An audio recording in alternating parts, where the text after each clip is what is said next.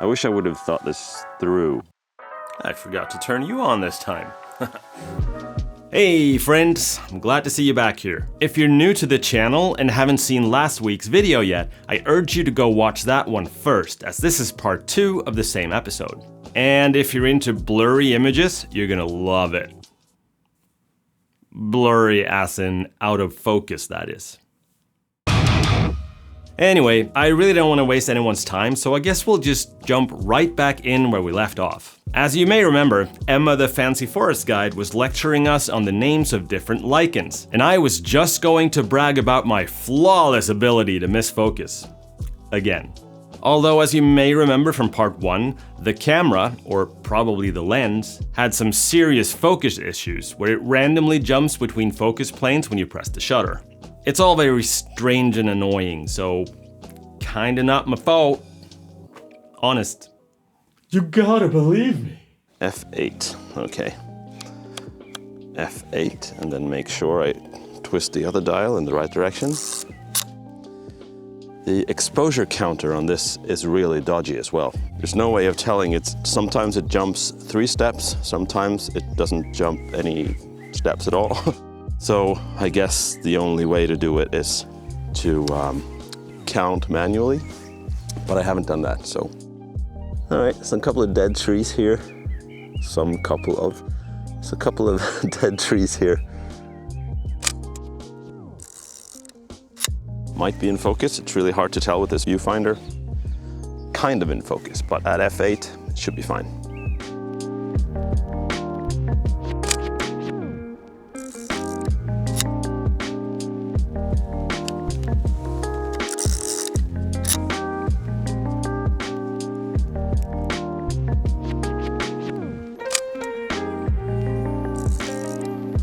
Here we have those weird milky artifacts again.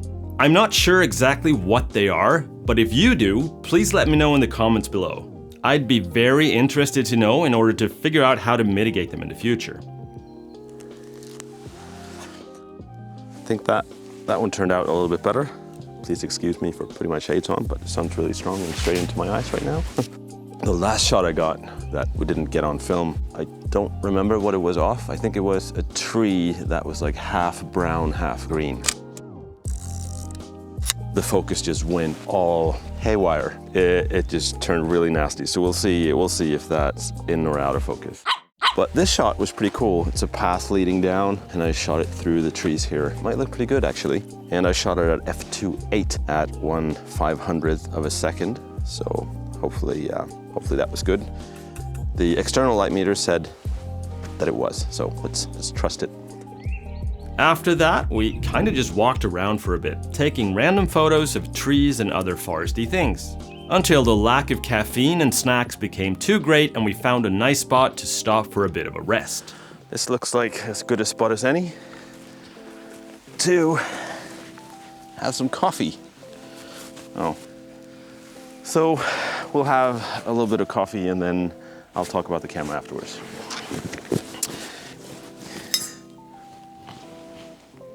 And I also have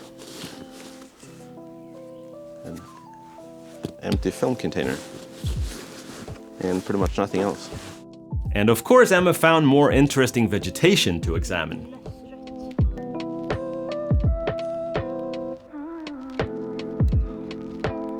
Click. I have no idea what the framing's like, but hopefully you can both hear me and see me while I sit here and talk about the camera.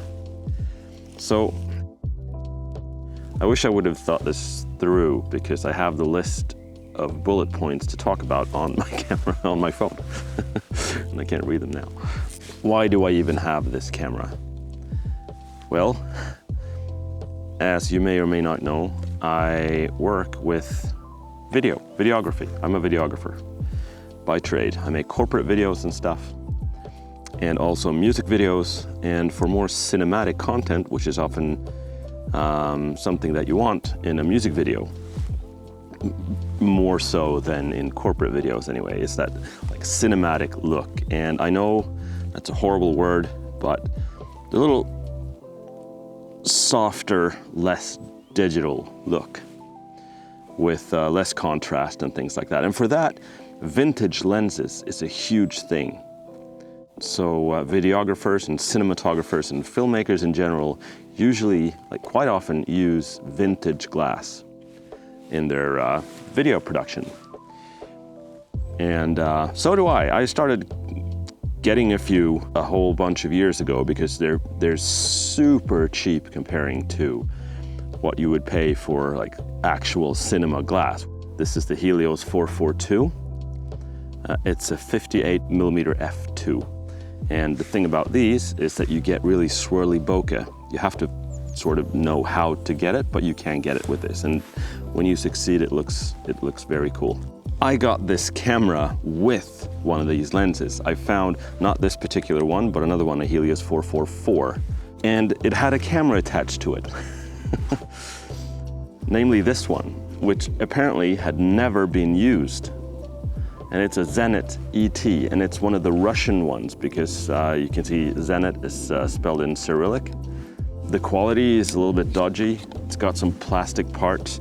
Hopefully it works. It's the first time I'm putting film through it, even though I've had it for a while. And it even came in its original box when I got it from a guy in Serbia. So it's been sitting in my camera cabinet for way too long, and it's time to give it a try. That's why I have it with me out here now.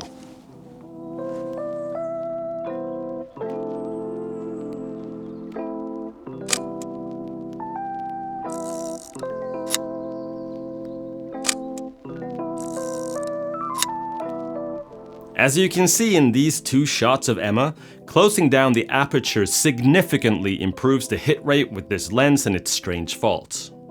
But enough negativity. It's chillin' time.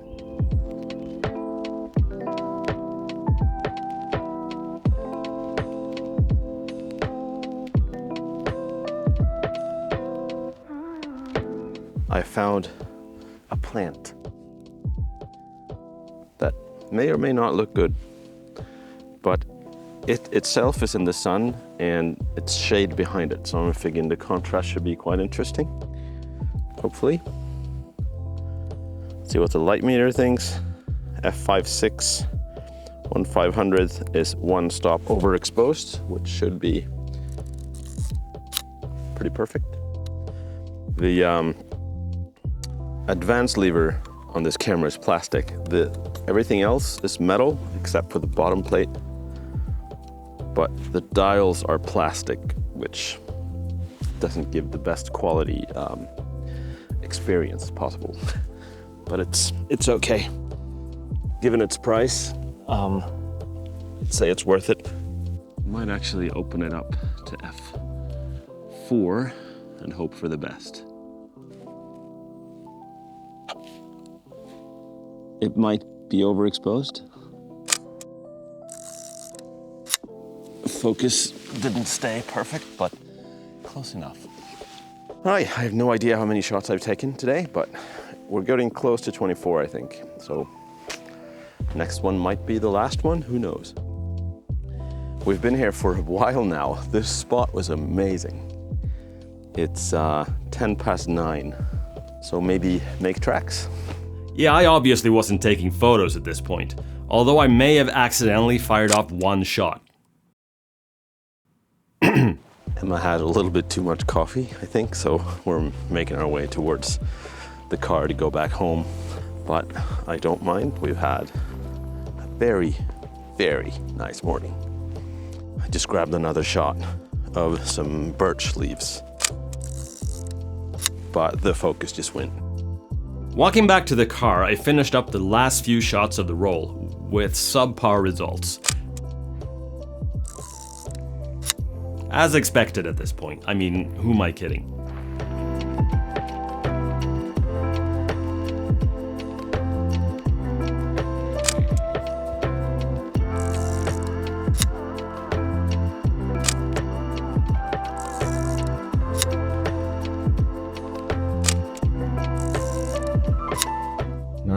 .24. Back in the car. Headed home. Last shot I took was of the Saab emblem in the grille of my car. Good morning. Yes. Very nice. And after that, we headed home. I'd love to say that it was a successful outing, and if you completely disregard the results from the photography aspect of it, it definitely was time well spent. I'm happy to inform you, however, that this was probably the last episode where I had significant technical issues with cameras and such. Except for the odd mistake here and there, but I'm sure you'll like those, so I'll happily leave them in going forward. You're welcome. I know it's been a while since I posted a new video, but from now on that'll change. During my YouTube absence, I've managed to build a pretty solid batch of finished PhotoWalk episodes, so it's probably quite safe to say that I'll upload regularly from this point on. In other words, a new video will be up in exactly 7 days. From when this one was uploaded, obviously. Not necessarily from now, whenever you're watching it, unless you watch it during the premiere, but you get it. In that episode, you'll get to see me use the glorious Canon FD 85mm f1.2 SSC lens for the first time, shooting a roll of Kodak Gold 200 through possibly my favorite camera, the Canon FTB. Now, I don't want to give anything away, but I actually managed to not mess up the focus this time. PRO photographer. I'll see you then. Hello.